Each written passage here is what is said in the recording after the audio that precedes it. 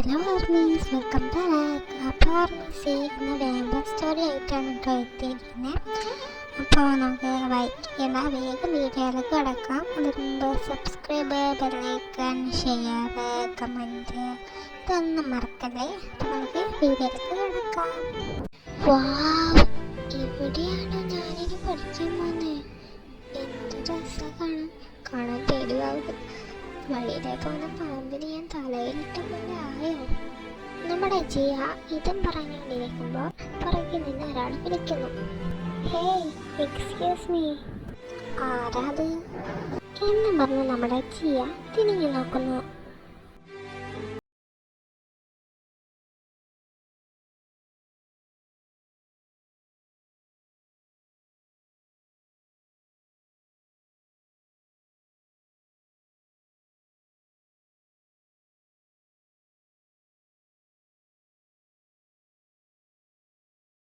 ഞാനിവിടെ ന്യൂ അഡ്മിഷനാ.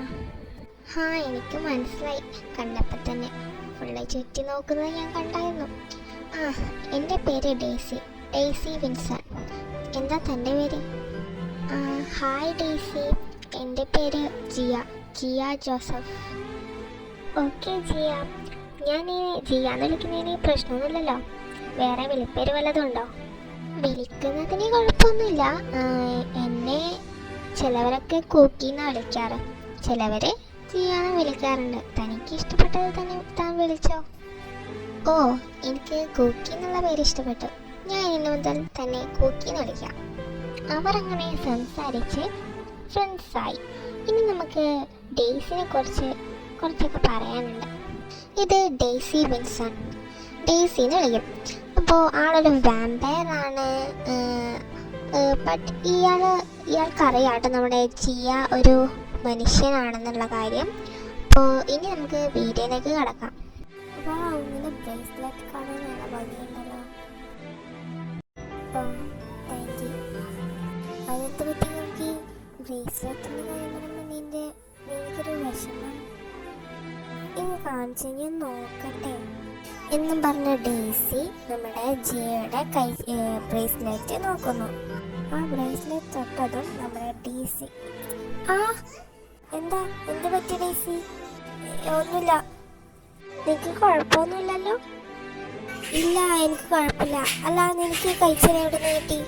അത് എൻ്റെ ചേട്ടൻ തന്നതാ.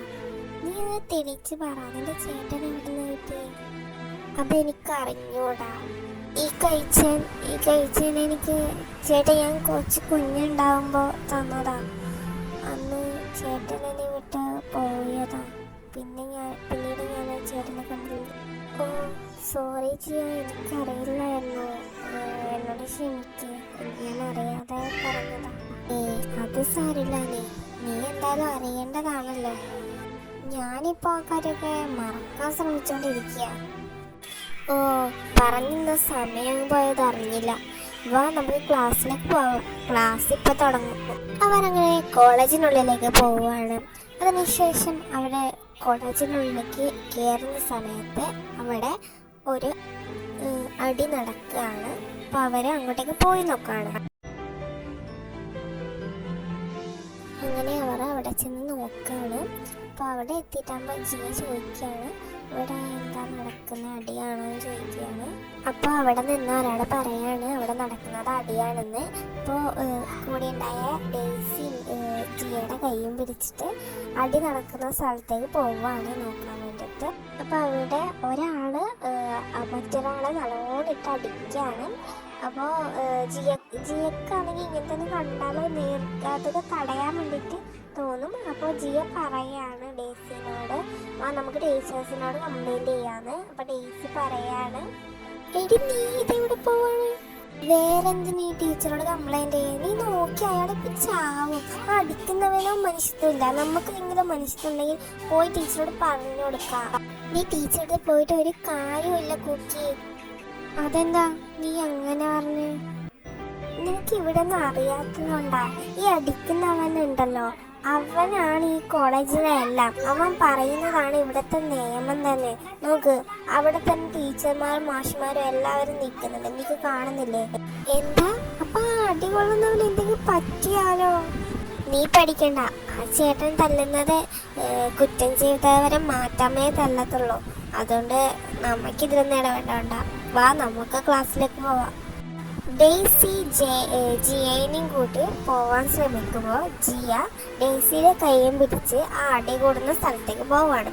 അവിടെ അടി കൂടുന്ന സ്ഥലമാണെങ്കിൽ ചുറ്റും ആൾക്കാരുണ്ട് കേട്ടോ. അപ്പൊ നമ്മുടെ ജിയ ഡെയ്സിയുടെ കൈയും പിടിച്ച് ആ ആൾക്കാരുടെ ഏറ്റവും പുറകിലാണ് നിന്നിട്ടുണ്ടായിരുന്നത്. ആ നിൽപ്പിൽ തന്നെ നമ്മുടെ ജിയ വിളിച്ച് പറയാണ്, അതായത് ഈ അടിക്കുന്ന ആളോട് വിളിച്ച് പറയാണ്, ഏതോ അയാളെ ചത്തുപോകും, തനിക്ക് എന്താ മനുഷ്യത്വം ഇല്ലേന്ന് ഒച്ചത് പറയാൻ. നമ്മുടെ ജിയ പറയുന്നത് കേട്ട് കൂട്ടം കൂടിയിരുന്ന എല്ലാവരും ജിയയുടെ നേരേക്ക്, അതായത് വിളിച്ചു പറഞ്ഞ ആളുടെ നേരേക്ക് തിരിയുന്നതും നമ്മുടെ ഡെയ്സി ജിയയുടെ വായ പൊത്തിയിട്ട് ഒരു സ്ഥലത്ത് ഒളിച്ചിരിക്കുകയാണ്. ഇപ്പോഴാണ് നമ്മുടെ അടികൂടി ആളെ കാണിക്കുന്നത്.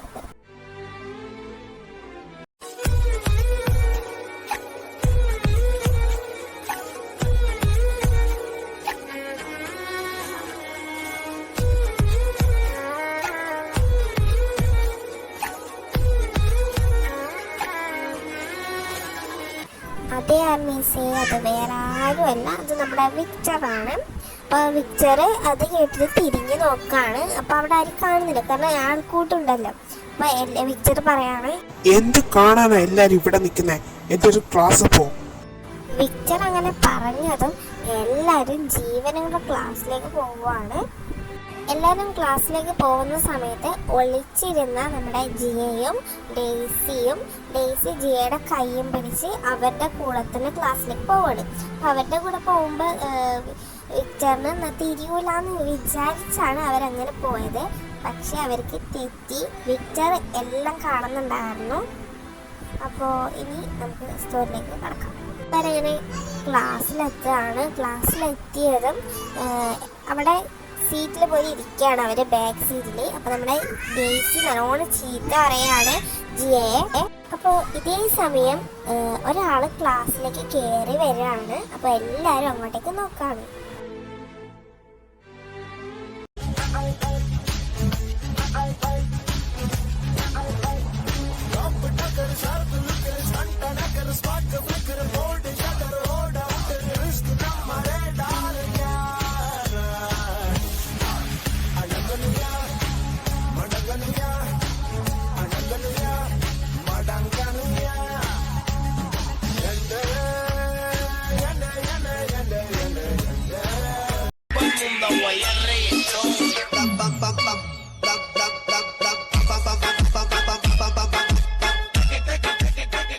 ദൈവമേ, ഇയാളാ?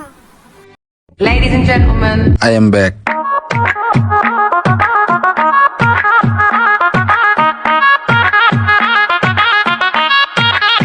Baby, hold your breath.